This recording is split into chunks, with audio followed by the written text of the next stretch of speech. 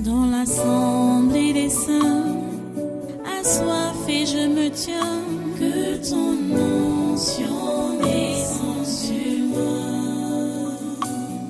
Conscient que mon destin est dans le creux de ta main, que ton onction descende sur moi. Je suis disposé, assoiffé, que ton onction descende sur moi. Je suis disposé, assoiffé, que ton onction descende sur moi.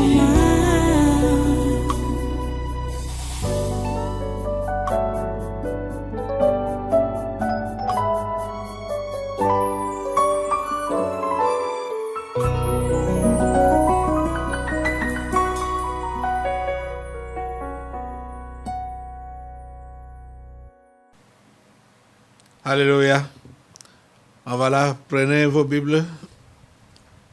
Prenez vos Bibles. Ouvrez dans Genèse au chapitre 36. On repart dans ce chapitre, Genèse 36. Je n'ai pas encore fini. On n'a pas encore fini. Genèse 36, versets 40 à 43. Nous sommes toujours là. Je vais lire. Genèse 36, versets 40 à 43. Il est écrit: Voici les noms des chefs issus d'Ésaü, selon leurs tribus, selon leur territoire, et d'après leurs noms. Le chef Timna, le chef Alva, le chef Jétet, le chef Oholibama, le chef Éla, le chef Pinon, le chef Kenaz, le chef Théman, le chef Mibtsar, le chef Mardiel, le chef Hiram. Ce sont là les chefs d'Édom, selon leurs habitations dans le pays qu'ils possédaient. C'est là Ésaü, père d'Édom. Prions le Seigneur. Dieu toi saint, nous te remercions pour ta parole que tu nous délivres en ce jour. Nous prions, Père Saint, pour que tu puisses la bénir dans nos cœurs. Permettre à ce qu'elle puisse accomplir ce pourquoi tu nous l'envoies, ce pourquoi tu nous la donnes. Afin que nous puissions être ceux-là qui te sont agréables. Ô Dieu, s'il te plaît, aide-nous, assiste-nous. Seigneur, donne-nous les oreilles des disciples. Donne à tes enfants les oreilles des disciples. En cet instant. Merci, Père Saint, parce que tu es présent. Et merci parce que tu as accompli le but pour lequel tu as permis ce rassemblement en ce jour. À toi toute la gloire et tout les honneurs. Dans le précieux nom de Jésus, j'ai prié. Amen. Amen. Prenez place, chers amis, et soyez tous les bienvenus, une fois de plus, à ce congrès naturel de ce 5 octobre 2025. Nous bénissons Dieu pour ce qu'il fait vraiment dans cette église et dans ce pays. Dieu est merveilleux, hein, les amis. Il est merveilleux. Et ne prenez pas sa parole à la légère. Aujourd'hui, je vais vraiment interpeller les païens qui sont parmi nous. Les païens. Et ils sont nombreux. Les païens qui sont parmi nous. Parce qu'ils sont seulement préoccupés par les choses de cette vie. Convertissez-vous. Donnez vos vies à Jésus. Et soyez utiles pour lui. Soyez utiles dans sa maison et dans votre nation. Soyez également utiles pour ce monde. Convertissez-vous. Ces païens. vous tous, païens, qui venez même ici depuis des années, convertissez-vous. Nous sommes en train de voir deux exemples, Ésaü et Jacob. Ésaü, c'est la mondanité parfaite. C'est le paganisme parfait. Mais on voit que cet homme s'est multiplié et s'est imposé rapidement. Mais pour quel but? Pour l'inutilité.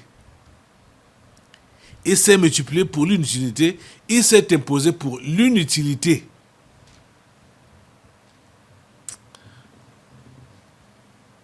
Franchement, il faut que nous puissions, toi qui t'es converti, en vrai là, il faut vraiment que tu puisses t'accrocher à ton Dieu. C'est pour cela que tu es enseigné. C'est pour cela que nous voyons ces deux exemples, pour que tu ne suives pas le modèle d'Ésaü, le païen, le mondain, qui était tellement attaché aux choses de cette vie et qui copiait facilement son entourage païen, idolâtre, féticheur et sorcier. C'était là son entourage. Et c'est eux que lui, il copiait rapidement. Il n'écoutait pas ses parents, il n'écoutait pas Dieu. Il n'a pas cherché à connaître la volonté de Dieu dans sa vie. Jamais. Cela n'est pas passé dans la tête d'Ésaü. Même quand il remarquait que ici, Dieu n'est pas d'accord avec moi, parce que mes parents ne sont pas d'accord avec moi, il ne se résistait pas. Non. Au contraire, il s'embourbait davantage. Il s'embourbait davantage. Il s'empirait davantage. Et ses enfants ont envahi la contrée. Sa progéniture a envahi la contrée. Un temps, deux mouvements. Ils étaient des chefs partout. Des rois partout. Vous voyez ça? Et c'est comme ça exactement que ça se passe au milieu de nous ou autour de nous. Les gens que nous croyons, que nous connaissons, parce que nous sommes nés, ou on a grandi à côté d'eux, ou on a été élevé à côté d'eux, on croit qu'on les connaît. Et on voit comment ils se sont positionnés dans la société. On commence à les envier et avoir pitié de notre foi. On a pitié de notre foi. Les amis, qu'est-ce que vous faites? Vous avez pitié de votre foi? Non. Vous ne devez pas avoir pitié de votre foi. Celui qui est en vous est plus grand que celui qui est dans le monde. Nous dit la Bible, et c'est vrai. Christ qui est en toi est plus grand que le diable qui est dans le monde. C'est ça que tu dois comprendre. Et tu dois comprendre que ceux-là qui sont du monde, le monde les accueille et le monde leur accorde ses faveurs. Pourquoi toi, enfant de Dieu, tu iras chercher la faveur du monde? Pourquoi toi, enfant de Dieu, tu iras chercher le positionnement du monde? Pourquoi tu vas faire ça? Tu n'en as pas besoin. Je sais que ce sont tes démons familiers qui te poussent à regarder à gauche et à droite et à envier les autres. Mais ils sont qui? Ces gens-là n'ont aucune histoire avec Dieu. Ces gens-là n'ont aucune histoire. Vous devez vous convertir en vrai. Pour que vous ne soyez pas victime des démons familiers, vous avez besoin d'une vraie conversion. Et la vraie conversion réclame ou demande le renoncement à tout. À tout, sauf rien. Renoncer à tout. Tout ce qui est hors de vous et tout ce qui est en vous.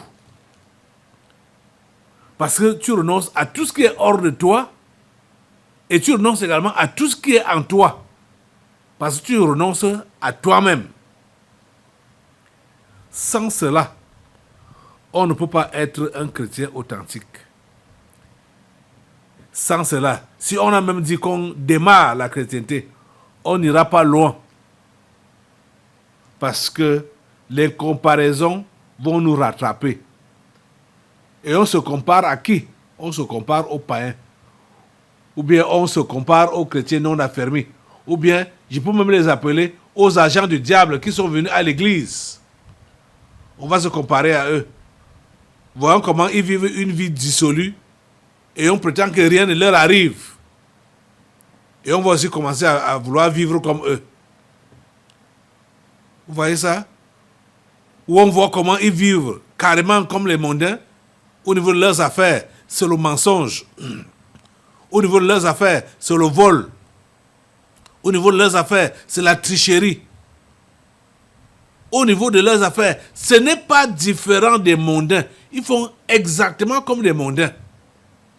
Ceux même qui travaillent avec eux savent qu'eux, ils sont des mondains. Vous voyez? Ils n'ont pas de témoin, ils n'ont pas de témoignage. Ils n'ont pas un témoignage évangélique. Pourtant, ils disent qu'ils sont chrétiens. Parce qu'ils protègent leurs affaires.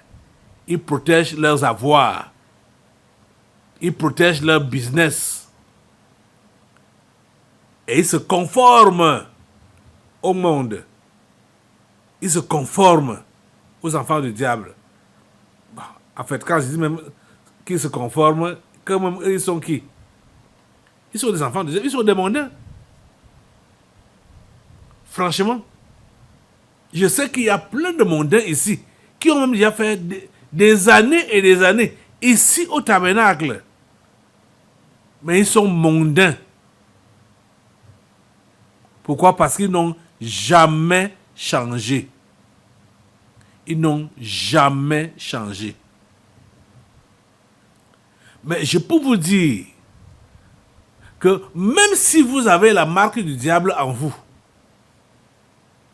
vous pouvez être transformé par cette parole que vous recevez. Mais comment vous faites avec cette parole que vous recevez? Je crois que ça devait être hier ou avant-hier, quand un enfant me faisait comprendre qu'un jour j'étais en train de prêcher, j'ai prononcé certaines paroles, ils étaient dans une salle en groupe. Moi, j'enseigne la parole de Dieu.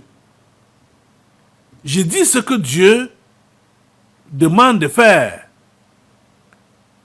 Eux, ils sont là, en groupe et à haute voix, pour s'opposer.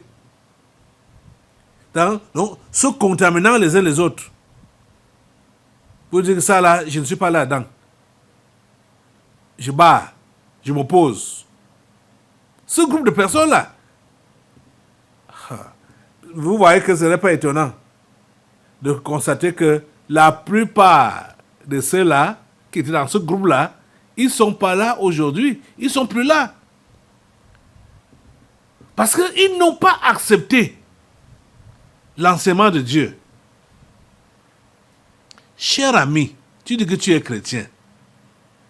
Si tu n'acceptes pas la parole de Dieu, ne pense pas que tu pourras faire long chemin dans les choses de Dieu.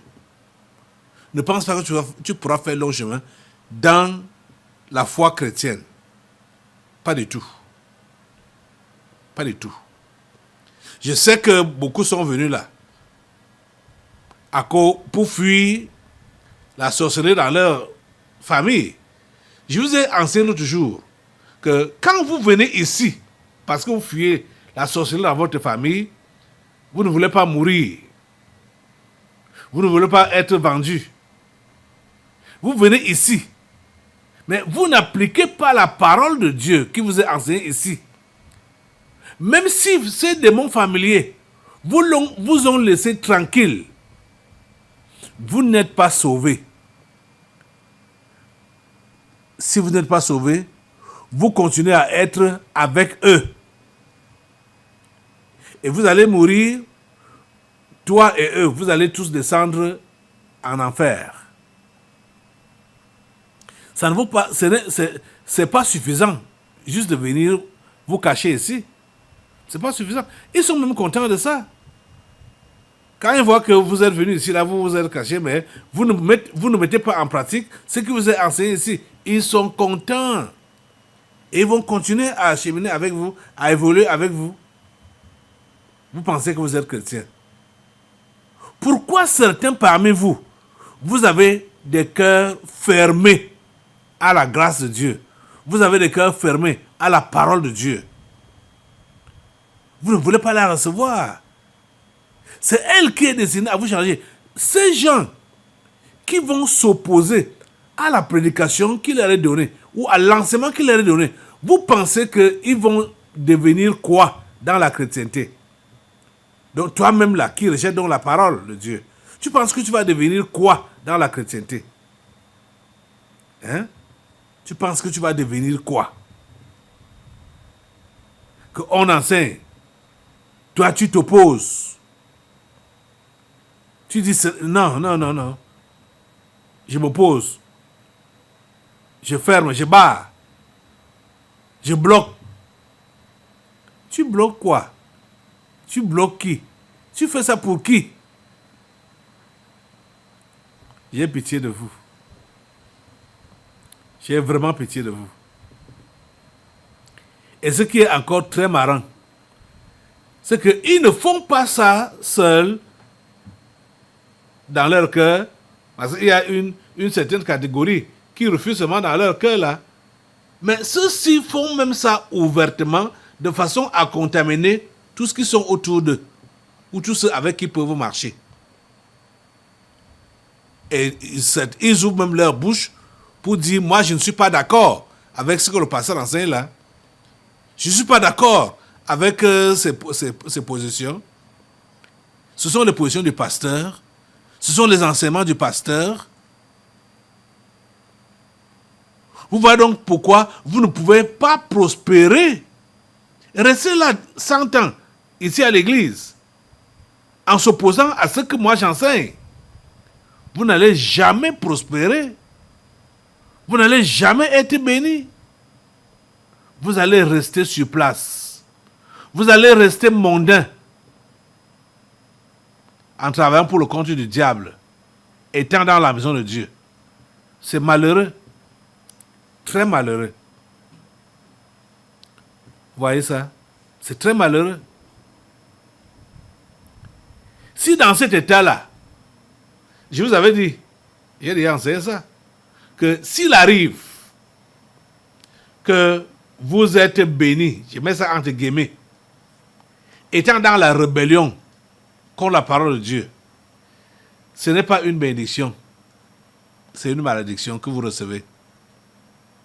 Parce qu'en temps normal, l'enfant de Dieu qui ne met pas en pratique la parole de Dieu, Dieu se retient de le bénir.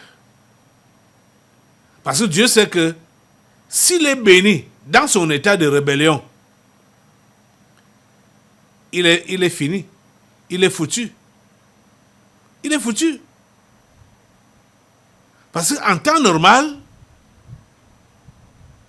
quand tu ne mets pas en pratique la parole de Dieu, ce qui est normal, c'est que tu ne vois pas sa grâce. Tu ne vois pas sa bénédiction. Pourquoi? Parce que tu n'obéis pas à sa parole. Je vais revenir sur ce verset, le verset 8 de Josué 1. Que ce livre de la loi ne s'éloigne point de ta bouche. Médite-le jour et nuit pour agir fidèlement selon tout ce qui est écrit. C'est alors que tu auras du succès dans tes entreprises. C'est alors que tu réussiras. le succès et la réussite dans nos entreprises, c'est en mettant en pratique les paroles du livre de la loi. Le livre de la loi qui est donc la Bible. En dehors de ça, toi qui dis que tu es enfant de Dieu, tu ne peux pas être béni. Et quand vous voyez donc les gens dehors ou les gens autour de vous qui paraissent bénis selon vous, et vous voulez les imiter, ou vous les imitez, vous les enviez, vous voulez être comme eux, vous voyez que vous êtes tombé très bas. Vous avez été piégé. Vous avez été piégé. Et vous ne pouvez pas vraiment prospérer dans votre foi chrétienne dans cet état-là. C'est impossible. Écoutez les amis, je vais vous dire la pure vérité, que ceux-là qui ne connaissent pas Dieu, ceux-là qui ne sont pas avec Dieu, sont ceux-là qui s'imposent rapidement dans cette vie, sur cette terre. Vous allez voir dans ces familles, les gens se marient tôt, font des enfants très tôt, et beaucoup, pas seulement très tôt, mais beaucoup, vous allez voir qu'à 13 ans, les filles sont déjà mères. À 15 ans, les garçons sont déjà pères. Et ils vont aligner. Ils alignent 1, 2, 3, 4, 5, 6, 7, 8. Ils alignent rapidement. Vous allez voir que c'est quoi là-bas. La plupart sont même des sorciers. Des sorciers. Vous allez les envier. Ou vous allez vous mortifier sur votre vie. Pour dire, moi je suis déjà une vieille fille de 35 ans. Bientôt 40 ans, je n'ai pas d'enfant. Parce que tu vois, ces sorciers de 13, 15 ans qui ont des enfants, tu les envies. Toi, tu n'as pas d'enfant. Tu vois que la foi est venue vraiment mettre un frein dans ta vie. Que depuis que tu as cru, les choses sont devenues difficiles. Tu ne sais pas où tu vas, ce que tu vas devenir, ce que ta vie est devenue. Chrétienne. Mais ça, c'est quelle réflexion? C'est quelle réflexion? Franchement parlant. Quel est le but de ta vie? Quel est le but de ta vie? Tu es venu ici sur la terre pour faire des enfants? Hein? Je vous dis que ça, c'est le propre des sorciers. C'est eux qui ont souvent des marmailles. Très rapidement. Très rapidement, hein. Ils ont des marmailles d'enfants. On parlait il y a ces familles, soit avec plein de femmes, ces hommes avec plein de femmes et plein d'enfants, qu'on a appelés mamatan. Mamatan, ils sont là, vam. Mais tu vas regarder au fond et tu vas remarquer que ce sont des anges dessus, des revenants. Parce que c'est ce qui se dit souvent hein, on le sait, que quand quelqu'un dit qu'il fait des enfants, j'ai entendu ça, que voilà, on fait comme ça là parce que plusieurs dedans peuvent être des fous, des inutiles. Et ce n'est pas faux. Donc, c'est le genre là que tu vas donc envier, que si tu avais des enfants aussi comme celui-là, tu sais qu'il a quoi comme enfant? Tu sais qu'il a quoi? Tu as envie. Ces enfants sont positionnés. Tu sais qui sont qui? Ils sont venus ici pour quelle mission? Tu les connais? Ah. Les amis, vous devez comprendre une chose. La Bible nous dit clairement, qu'il y a des enfants du diable. Parce que le diable, je veux dire, le péché favorise le travail au diable. Là où il y a le péché, le diable a sa place. Et dans ce qui concerne la procréation, tous les gens qui sont dans le péché et qui procréent dans le péché, ce sont les associés du diable. Je vais vous dire une chose. Avec le premier homme qu'on appelait Adam, Ève était sa femme. Quand ils ont péché contre Dieu, en mangeant le fruit interdit, donc en sortant des voies de Dieu, ils n'avaient pas encore fait des enfants. Le premier enfant qu'ils ont fait, cet enfant-là était enveloppé du péché. Parce que Adam et Ève venaient fraîchement de commettre le péché contre Dieu. Et quand ils ont fait ce premier enfant, le diable l'a récupéré directement. Pourquoi? Parce que le péché était fraîchement dans la vie d'Adam et Ève. Le diable a récupéré l'enfant là rapidement. Lisons, je n'invente rien. Hein? Lisons dans la Bible. Parce que vous savez déjà que c'est celui-là qui a été le premier maître de l'histoire humaine. Le premier enfant d'Adam et de Ève. Il s'appelait Caïn. Dans la première épître de Jean, au chapitre 3. 1 Jean, chapitre 3. Voici ce qui nous est dit.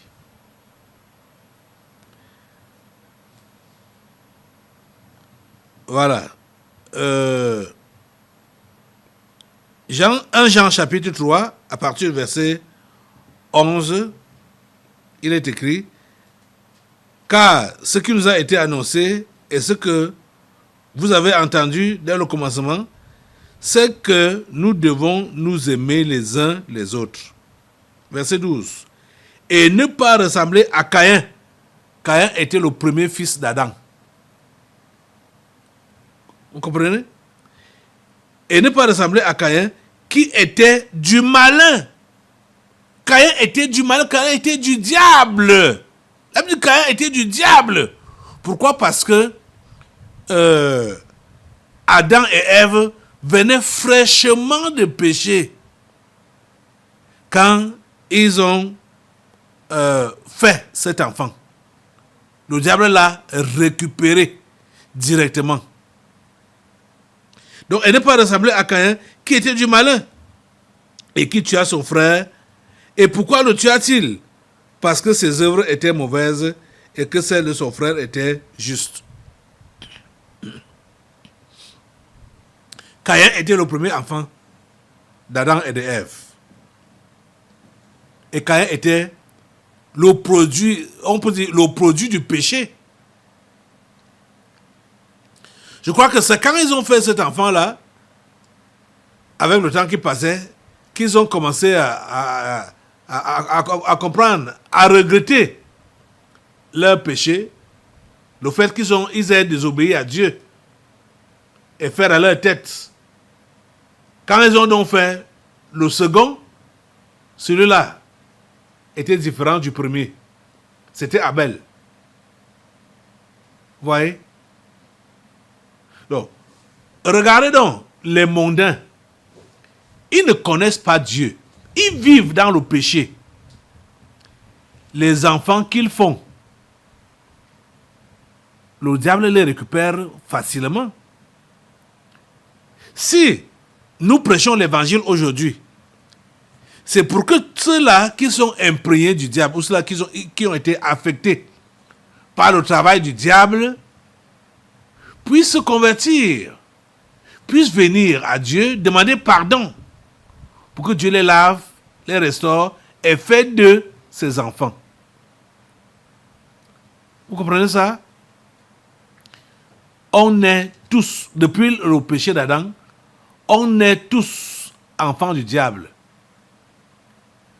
Mais il y a d'autres. Parmi les enfants du diable, il y a encore les enfants du diable. Vous comprenez ça? C'est-à-dire, ceux-là n'étaient même pas, ils ne sont même pas des humains, mais des réincarnations. C'est-à-dire, les anges déchus qui viennent entrer dans les ventres des femmes pour naître. Vous comprenez? Et on va les envier. On va les imiter. On va vouloir faire comme eux.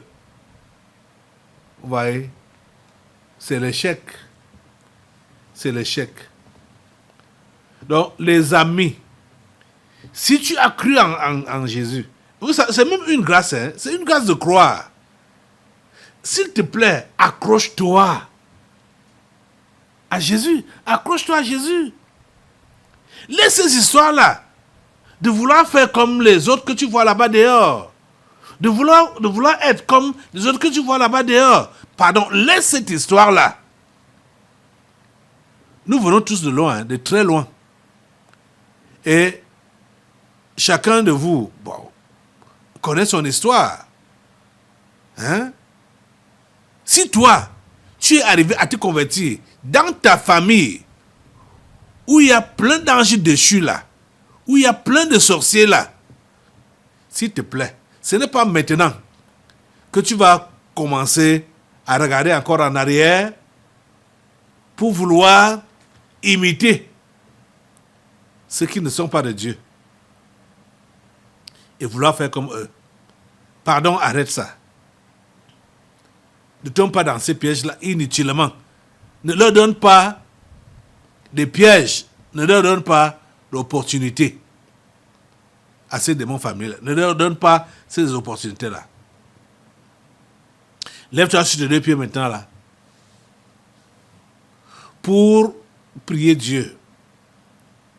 Allez déterminer à lui plaire et enlever tes yeux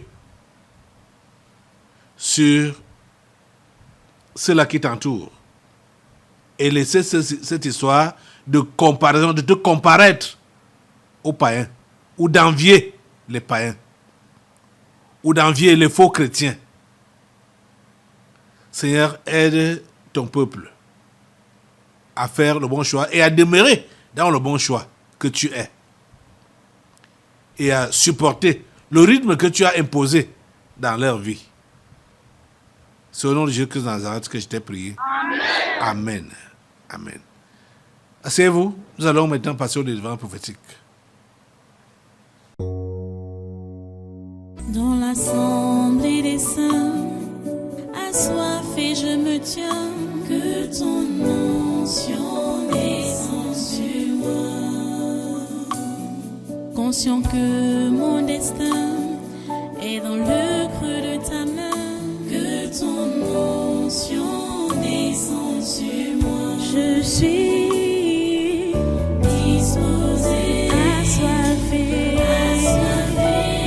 que ton onction descende sur moi. Je suis disposé, assoiffé, que ton onction descende sur moi.